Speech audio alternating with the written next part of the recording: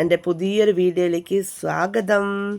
അപ്പം പിന്നെ നമ്മുടെ ജസ്ന സലീം എന്ന് പറയുന്ന ആ ഒരു വ്യക്തി പറയുന്നുണ്ട്, ഇത് 5 പേര് തമ്മിലുള്ള ഒരു പ്രശ്നം മാത്രമാണെന്ന്. ഒരിക്കലുമല്ല. എന്തുകൊണ്ടാണ് നിനക്കെതിരെ യൂട്യൂബേഴ്സും അതുപോലെ തന്നെ സോഷ്യൽ മീഡിയ മൊത്തം തിരിയാൻ കാരണം? ഞങ്ങൾ 5 പേര് മാത്രമല്ല, ഒരിക്കലുമല്ല. നീ ചെയ്തു വെച്ച കാര്യങ്ങളാണ് ഇവിടെ നിനക്ക് ബാക്കായിട്ട്, അതായത് സപ്പോർട്ടല്ലാതെ വരുന്നത്. ഒന്നാമതെന്ന് വെച്ചാൽ ഗുരുവായൂർ അമ്പലം. അതിന് മുന്നേ നമ്മളോട് പല കാര്യങ്ങളും പല ആൾക്കാരും പറഞ്ഞിട്ടുണ്ട് എന്നാണ് ഞാൻ ഉൾപ്പെടെയുള്ളത് പറഞ്ഞത്. ഞാൻ അങ്ങനെ തന്നെയാണ് പറഞ്ഞത്.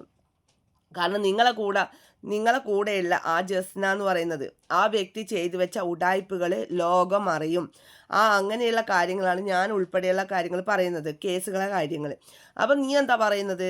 നീ എന്തുകൊണ്ടാണ് എൻ്റെ പേരിൽ പരാതി കൊടുക്കാത്തത്? ഞാൻ ഫോൺ നമ്പർ അടക്കം ഞാൻ ആ വീഡിയോൻ്റെ അടിയിൽ ഞാൻ തന്നിട്ടുണ്ട്. എൻ്റെ പേരിലൊരു പരാതി കൊടുക്ക്. അങ്ങനെയാണെങ്കിൽ എനിക്ക് കോടതിയായിട്ടോ അല്ലെങ്കിൽ പിന്നെ പോലീസായിട്ടോ എനിക്ക് അവരോട് സംസാരിക്കാമല്ലോ.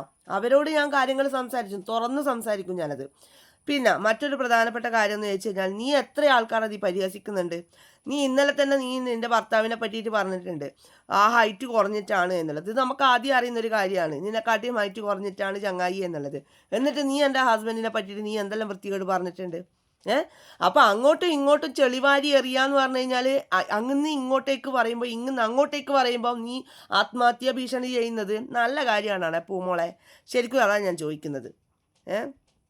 എനിക്ക് നിന്നെ പോലെ ചീത്ത വശമില്ല, ചീത്ത വാക്കുകളും വശവുമില്ല. ഈ അറിയുന്ന ഭാഷ എന്ന് വെച്ച് കഴിഞ്ഞാൽ ആ ഭാഷ നിന്നോട്ട് പ്രയോഗിക്കുന്നുമുണ്ട്. അപ്പം തീർച്ചയായിട്ടും ഞാൻ ഈ പറയാൻ കാരണം വേറൊന്നും കൊണ്ടല്ല. ഇന്നലെ ഇരുന്നിട്ട് തൂറി മെഴുകൽ എന്നൊക്കെ പറയുന്നില്ലേ, അങ്ങനെയാണ് ചെയ്യുന്നത്. തൂറി മെഴുകാന്ന് സുഹൃത്തുക്കളെ. നിങ്ങളെല്ലാവരും വിചാരിക്കും എനിക്ക് അവരോട് വ്യക്തിപരമായിട്ട് ദേഷ്യമോ കാര്യങ്ങളോ എന്തൊക്കെയോ ഉണ്ട്, ഞങ്ങൾ തമ്മിൽ പിന്നെ അങ്ങനെ ഭയങ്കര അടിയാണ്. ഒരിക്കലല്ല. നിങ്ങൾ എൻ്റെ യൂട്യൂബ് നിങ്ങൾ പരിശോധിച്ച് കഴിഞ്ഞാൽ നിങ്ങൾക്കത് മനസ്സിലാവും. എൻ്റെ വീട്ടുകാരെ പറ്റിയിട്ട് വളരെ മോശം. ഞാൻ പറഞ്ഞത് ആശയപരമായിട്ടുള്ള കാര്യങ്ങളാണ്, അതായത് കേസുകളെ കാര്യമാണ്, ഈ ചാനലിൽ വന്നിട്ട് ഇരുന്ന് സംസാരിക്കുന്ന വിഷയങ്ങളാണ്. അപ്പോൾ തീർച്ചയായിട്ടും അങ്ങനെയുള്ള കാര്യങ്ങൾ പറയുമ്പോൾ വീട്ടിലിരിക്കുന്ന ആൾക്കാരെ വൃത്തികേട് പറയുക, അത് സ്ഥിരമായിട്ട് നിങ്ങൾ നോക്കിയാൽ മതി.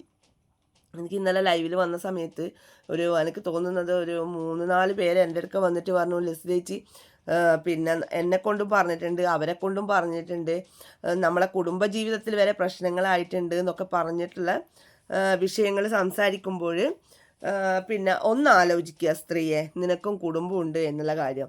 നിനക്ക് മാത്രമൊന്നുമല്ല, നീ ഇപ്പം നീ പറയുന്നില്ലേ എൻ്റെ അരുണേട്ടൻ എന്ന് പറയുന്നത്, ഈ അരുണേട്ടൻ നാളെ വിവാഹം കഴിച്ചു കഴിഞ്ഞാൽ ഉണ്ടാകുന്ന ഭവിഷ്യത്തുകൾ നീ ആദ്യം ശ്രദ്ധിക്കുക. ഇപ്പോൾ ഈ കുരക്കുന്ന പ്രിയനെയും മറ്റേ ഇവളിയെല്ലാം പറയുന്നുണ്ടല്ലോ, ഷെഫീനെല്ലാം പറയുന്നുണ്ടല്ലോ ഈ അരുൺ എന്ന് പറയുന്ന വ്യക്തി. അപ്പോൾ ഈ ഒരു സ്ത്രീക്ക് എന്ത് വിലയാണ് ഇവനൊക്കെ കൊടുക്കുന്നത് എന്നാണ് ഞാനിങ്ങനെ ആലോചിക്കുന്നത്. ഒരു സ്ത്രീക്ക് അവരുടേതായ ഒരു വില കൊടുക്കുന്ന ആളാണെങ്കിൽ ഒരിക്കലും ഇവനെ പോലെയുള്ള ഒരാളെയും ഒരു ലേഡിയും തിരഞ്ഞെടുക്കില്ല. അത് 100% ഉറപ്പാണ്. അപ്പം ഇന്നത്തേക്ക് ഇത്ര മതി.